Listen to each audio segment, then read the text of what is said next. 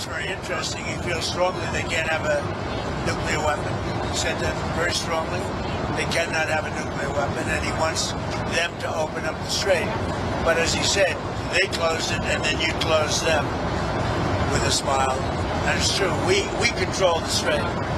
And they've done no business, literally they've done no business in the last 2.5 weeks, which is approximately $500 million a day. Iran 20 साल के लिए जौहरी programme मुअत्तल करे तो deal के लिए तैयार हैं। अमरीकी सदर का ईरान को पैगाम। ट्रंप ने मीडिया से गुफ्तगू में कहा कि ईरान अब वो खतरा नहीं रहा जो माजी में था। ईरान एटमी हथियार नहीं रख सकता। ट्रंप चीन से निकलते ही भड़की मारने लगे। बोले ताइवान से मुतालिक अमरीकी पॉलिसी में कोई तब्दीली नहीं आई। ताइवान के हवाले से चीन से कोई वादा नहीं किया। नहीं लगता कि ताइवान पर कोई तनाज़ा होने जा रहा है। अब तक ताइवान के लिए हथियारों की मंजूरी नहीं दी। अमरीकी सदर की फिर वज़ीर-ए-आज़म शहबाज शरीफ और फील्ड मार्शल सैयद आसिम मुनीर की तारीफ। कहा कि जंग बंदी का फैसला दोस्त ममालिक की दरख्वास्त पर किया।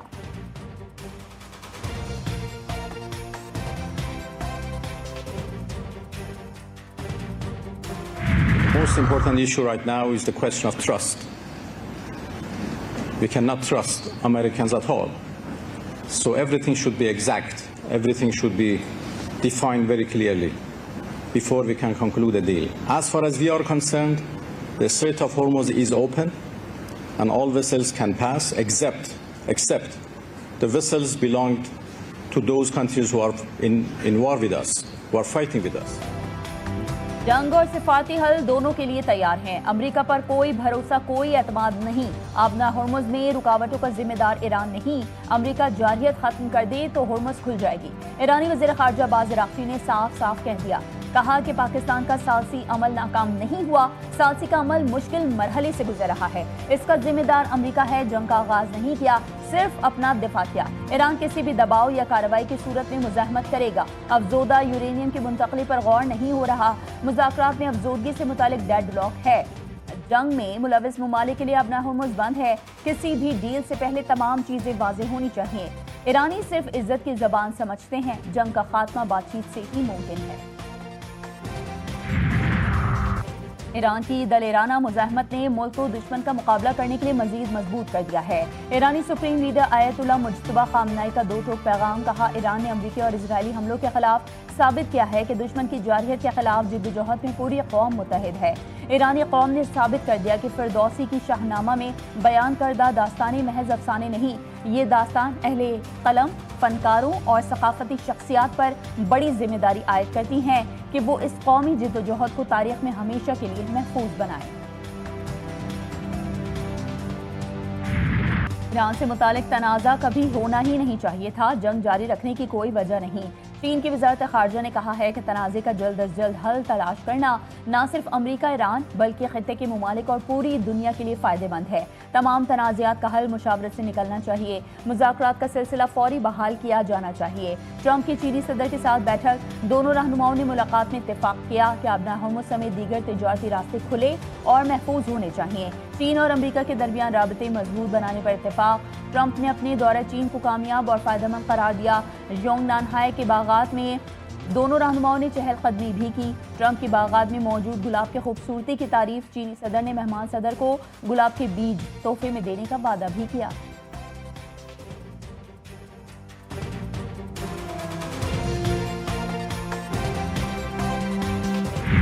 मुसल्लह फ़ौज अपनी तमाम तर क़ुव्वत के साथ ईरान की सालमियत और आज़ादी का भरपूर दिफा करेंगी।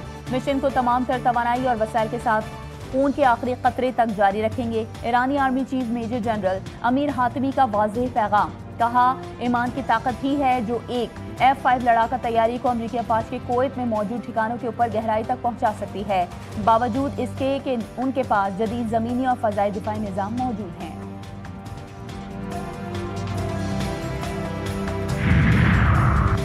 तेहरान मामले पर खलीजी इत्तेहाद में दरारें। अबू ज़हबी, रियाज़ और दोहा में इख्तिलाफ़ात बेनकाब। ईरान के मिसाइल और ड्रोन हमलों के सामने मुत्तहिदा अरब अमारात ने एक खलीजी लश्कर बनाने की तगोदौ की। अमरीकी जरीदे ब्लूमबर्ग ने सिफाती नाकामी का कच्चा चिट्ठा खोल कर रख दिया। रिपोर्ट के मुताबिक अमाराती सदर ने सऊदी वली-अहद और खलीजी रहनुमाओं से टेलीफोनिक राबते किए, जंग में शमूलियत पर जोर दिया, मुश्तरका दिफा का वास्ता दिया 1981 کی GCC بنیادوں کی یاد دلائی۔ خلیجی ممالک نے جواب دیا، یہ ہماری جنگ نہیں۔ معاملے نے پہلے سے کشیدہ UAE اور سعودی تعلقات کو مزید متاثر کیا۔ خلیجی ممالک کے انکار کے باوجود امارات نے اکیلے ہی میدان مارنے کی کوشش کی، جس کا خمیازہ اسے ہی بھگتنا پڑا۔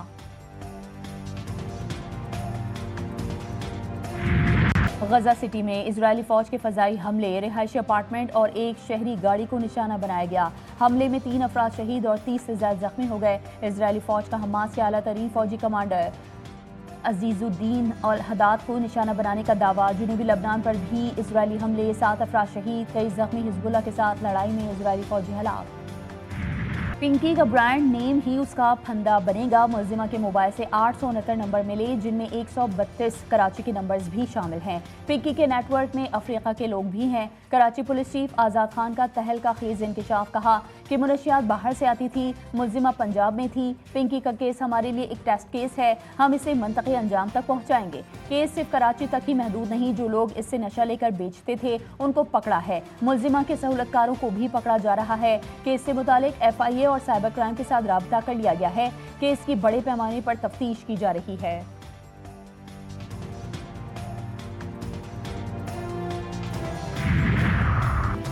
کوکین کوئن پنکی کیس میں اہم پیش رفت، تحقیقاتی حکام نے انمول کے ہینڈلرز، کیریئرز اور رائڈرز کا ڈیٹا حاصل کر لیا۔ ڈیٹا گراف میں ملزمان کی تصاویر بھی شامل۔ 3 ہینڈلرز اور 22 کیریئرز کے ذریعے کراچی میں منشیات سپلائی کی جاتی ہے۔ مرکزی ہینڈلرز کی شناخت حمزہ، عباس اور عاقب کے نام سے ہوئی۔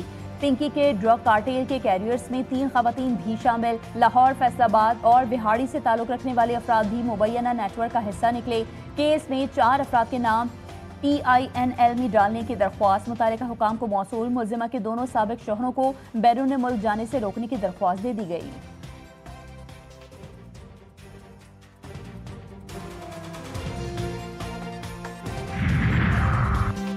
منشیات کا مسئلہ صرف سندھ نہیں، پوری دنیا کا ہے۔ منشیات کے خلاف مہم میں کافی لوگ گرفتار بھی ہوئے۔ منشیات بیچنے والوں کے خلاف سخت ایکشن ہوگا۔ سینئر صوبائی وزیر شرجیل انعام میمن کا سندھ اسمبلی میں خطاب، کہا کہ قانون نافذ کرنے والے اداروں نے ملزمہ پنکی کو گرفتار کیا۔ وزیر داخلہ سندھ کہتے ہیں کہ پنکی پنجاب اور اسلام آباد میں بھی آپریٹ کر رہی تھی۔ نئی نسل تباہ و برباد ہو گئی ہے، اس کیس کو رول ماڈل بنائیں گے۔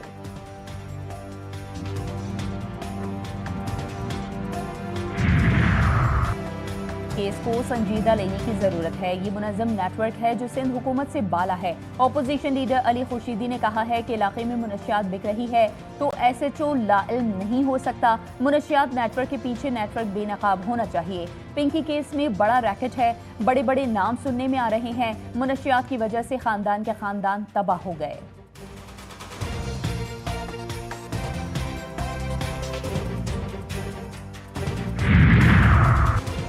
پسماندہ طبقات کی خدمت ہمارا مشن۔ بلوچستان ہی نہیں، پورے خطے میں مشکلات ہیں۔ ہیلتھ کیئر ہر شہری کا حق ہے۔ کوشش ہے کہ عوام کو مفت اور معیاری علاج فراہم کریں۔ چیئرمین پاکستان پیپلز پارٹی کا تقریب سے خطاب، بلاول بھٹو زرداری نے کوئٹہ میں 11 منصوبوں کا افتتاح کر دیا۔ کہا 2 سال میں وزیر اعلیٰ بلوچستان نے منصوبے مکمل کیے۔ پیپلز ایئر ایمبولینس سے عام آدمی کو سہولت ملے گی۔ پیپلز ایئر ایمبولینس کے ذریعے دور دراز علاقوں میں فوری طبی امداد پہنچائی جا سکے گی۔ متوسط اور نچلے طبقے کو صحت سہولیات ان کے گھر کے دہلیز تک پہنچائیں گے۔ وزیر اعلیٰ بلوچستان میر سرفراز بگٹی نے کہا بلوچستان کے عوام کو ان کی دہلیز پر صحت کی سہولیات ملیں گی۔ صحت کے شعبے میں عوام کو سہولیات دینا ترجیح ہے۔ حکومت نے پیٹرول اور ڈیزل کی قیمت میں 5 روپے کمی کر دی۔ پیٹرول کی نئی قیمت 409 روپے 78 پیسے فی لیٹر مقرر۔ ہائی سپیڈ ڈیزل کی قیمت 409 روپے 58 پیسے فی لیٹر ہو گئی۔ وزارت پیٹرولیم نے نئے قیمتوں کا اعلامیہ جاری کر دیا۔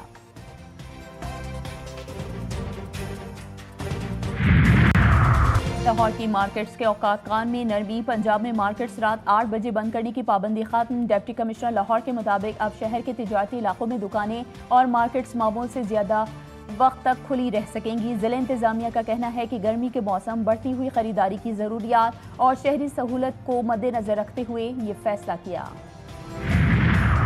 پاکستان کی سفارتی کوششیں، امریکی تحویل میں موجود 11 پاکستانی اور 20 ایرانی شہری بازیاب۔ وزیر خارجہ ساگدار نے کہا ہے کہ تمام افراد کو سنگاپور کے ذریعے واپس لایا گیا، رات تک اسلام آباد پہنچ جائیں گے۔ ایرانی شہریوں کی وطن واپسی کے لیے بھی پاکستان مکمل سہولت فراہم کرے گا۔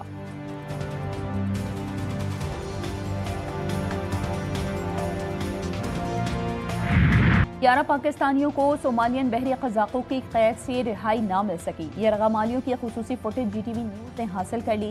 مغویوں کے اہل خانہ نے ایک بار پھر حکومت سے اپنے پیاروں کی بازیابی کی اپیل کی ہے. ایدھی فاؤنڈیشن کے سربراہ فیصل ایدھی کا بیٹا سعد ایدھی غزہ کے لیے امدادی مشن میں شامل.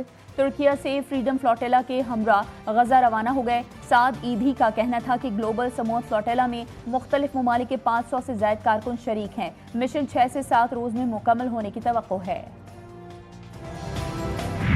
ٹرمپ کی چینی صدر کی ذاتی نوٹ بک پر نظر. ویڈیو سوشل میڈیا پر وائرل. عشائیے کے دوران ٹرمپ شی جن پنگ کی نوٹ بک پر تانک جھانک کرتے رہے. چینی صدر کی واپسی پر ٹرمپ فوری سیدھے ہو کر بیٹھ گئے. واقعے کے بعد سوشل میڈیا پر دلچسپ تبصروں کی بھرمار. بعض صارفین نے طنزیہ انداز میں کہا کہ ٹرمپ شاید چین کے معاشی منصوبوں کا راز جاننے کی کوشش کر رہے تھے. کچھ نے مزاحقاً کہا کہ وہ عشائیے کا مینیو پڑھ رہے تھے.